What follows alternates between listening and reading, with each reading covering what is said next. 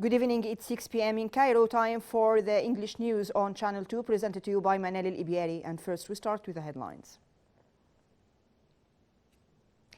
President Abdel Fattah el-Sisi meets with Prime Minister, Minister of Planning and Minister of Transportation. Israeli strikes kill one in Gaza after first rockets in weeks. And thousands of protesters block all roads leading to Iraq's main Gulf port, Qasr.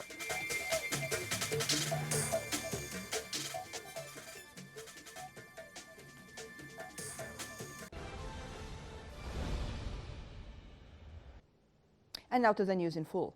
President Abdel Fattah el-Sisi convened with Prime Minister Mustafa Madbouli, Minister of Planning and Minister of Transportation. President el-Sisi called for intensifying efforts to renew and develop the transportation system. President el-Sisi also called for speedy finalizing the contracts with the international companies that are importing the new trains. Presidential spokesman Ambassador Bassam Radi said that the President ordered establishing new railway lines and upgrading rail crossings to ensure security for citizens. Radi added that President el-Sisi also gave his directives to start the implementation of the monorail project that is set to link the new administrative capital with Cairo Governorate. Within the framework of the state's efforts to develop the railway system, President Abdel Fattah el-Sisi meets with Board of Director of U.S. Railway Company PRL. Presidential spokesman Ambassador Bassam Radi said that the meeting tackled following up the cooperation between the Ministry of Transportation and the American company. The company is specialized in importing new railway tractors. Minister of Antiquities Khalid Al-Anani held a press conference in London to mark the opening of new Tutankhamun, the treasures of the Golden Pharaoh. Details. Treasures from the tomb of King Tutankhamun will go on show in London from today as part of what organizers say will be their last world tour before they return to Egypt for good. More than 150 items from statues and sculptures to a silver trumpet and funerary bed will be exhibited in Tutankhamun, Treasures of the Golden Pharaoh, at the capital's Scacchi Gallery. Other exhibits include a wooden ceremonial shield, linen gloves, and a life-size statue of the king that stood guard at the entrance of his last resting place. It's the first time Egypt allowed this number of artifacts to leave the country. London is the third of 10 cities hosting the exhibition after successful runs in Paris and Los Angeles. The tomb of the 18th dynasty king was discovered by British archaeologist Howard Carter in the Valley of the Kings in Luxor in 1922. It contained about 5,000 artifacts. The items will eventually return to Egypt, where they will be put on display at the Grand Egyptian Museum or GEM, scheduled to open next year to the Giza Pyramids.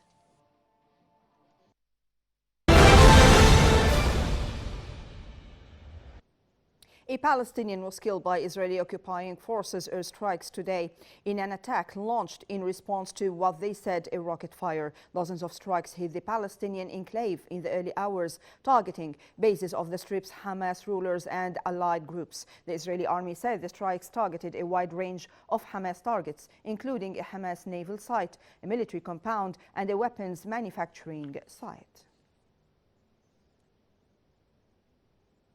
Thousands of protesters were blocking all roads leading to Iraq's main Gulf port, Qasr, today. Qasr receives the vast bulk of Iraq's imports of grain, vegetable oils and sugar needed to feed a country heavily dependent on imported food. Iraq's oil exports take place mostly from nearby offshore platforms, which have not been affected. Trucks carrying goods have been prevented from entering or leaving the port. Some international shipping lines have halted operations because of the port's closure.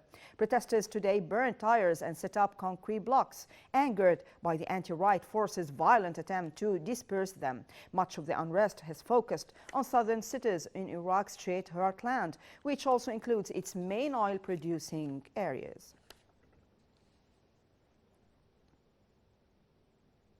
The leader of Hezbollah, Sayyid Hassan Nasrallah, called for the quick formation of a new Lebanese government that he said must hear the demands of protesters and work to restore confidence. In a televised speech, Nasrallah said Prime Minister Saad al-Hariri's resignation, prompted by massive protest against the ruling elite, had frozen government reform plans. The unprecedented nationwide protests that erupted on October 17th tipped Lebanon into political turmoil at a time when it was already grappling with dire economic conditions and strains in its financial system. At least 13 people were killed and more than 30 injured in the Syrian town of Tel Abyad on Turkey's border after a car bomb exploded in a market today.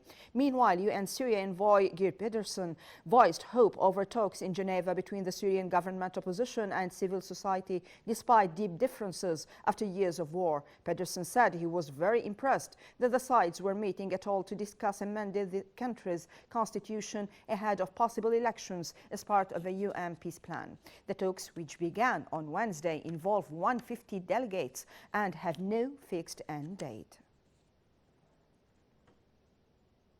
Turkish Interior Minister Süleyman Soylu said today that Turkey would send captured Daesh terrorist members back to their home countries, and he complained about European inaction on the matter. Soylu said that it is not acceptable to them that Europe leaves Turkey to deal with the prisoners alone. Turkey has captured some escaped Daesh terrorists in northeastern Syria over the last month after it launched a military incursion there.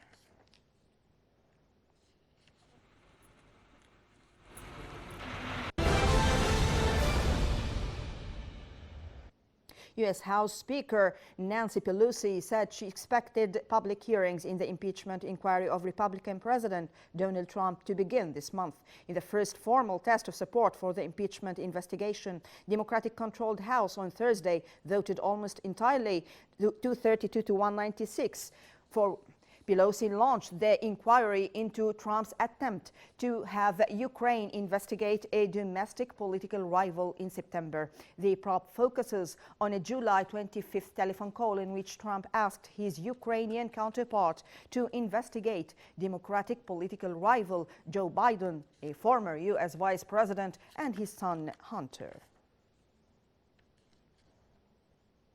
Hong Kong police fired tear gas and water cannon today as thousands of democracy protesters hit the streets, defying authorities with another unsanctioned march after Beijing vowed to tighten control over the unrest-plagued city.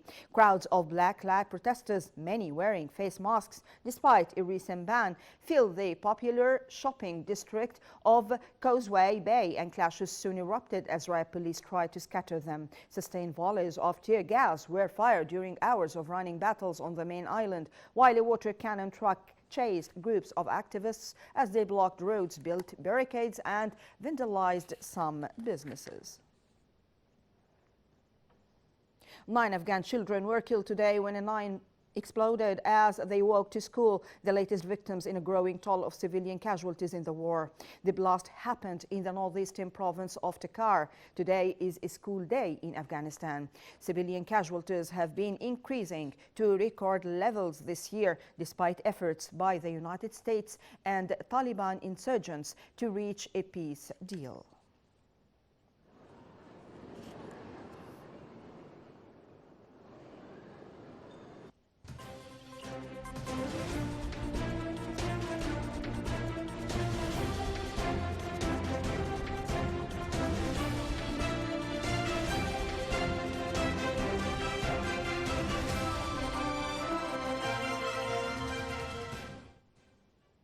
Saudi Arabia's Crown Prince Mohammed bin Salman agreed that the initial public offering of state oil giant Aramco will be announced tomorrow.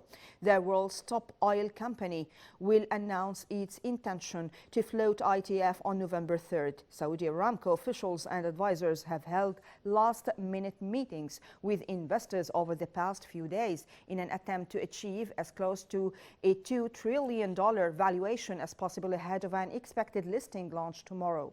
The final meeting by the Saudi government on Friday evening was to decide whether to go ahead with the listing. U.S. President Donald Trump suggested he could sign a long-awaited trade agreement with China in the farm state of Iowa, which has been hard hit by tariffs in a nearly 16-month trade war between the world's two largest economies. Trump said that negotiations about a Phase 1 agreement were going well, and he hoped to sign the deal with Chinese President Xi Jinping at a U.S. location when work on the agreement was completed. Trump and Xi had been expected to ink the agreement at the Asia-Pacific Economic Cooperation Summit in Santiago, Chile, from November 16th till 17th. But those plans were thrown into disarray on Wednesday when Chile withdrew as host of the meeting.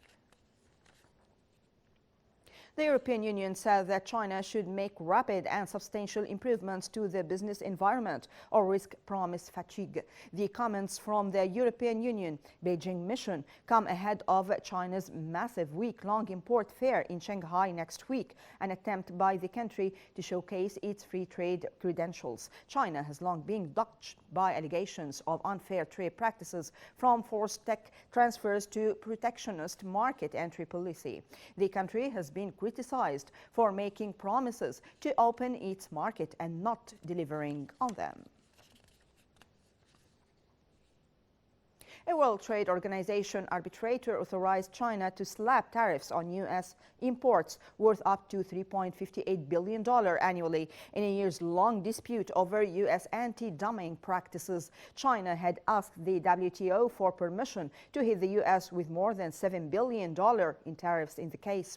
But the WTO ruling said it had determined that the illegal U.S. anti-dumping practices had caused nullification or impairment of benefits accruing to China to the tune of $3,579 million, and that Beijing could impose tariffs on goods not exceeding that amount per year.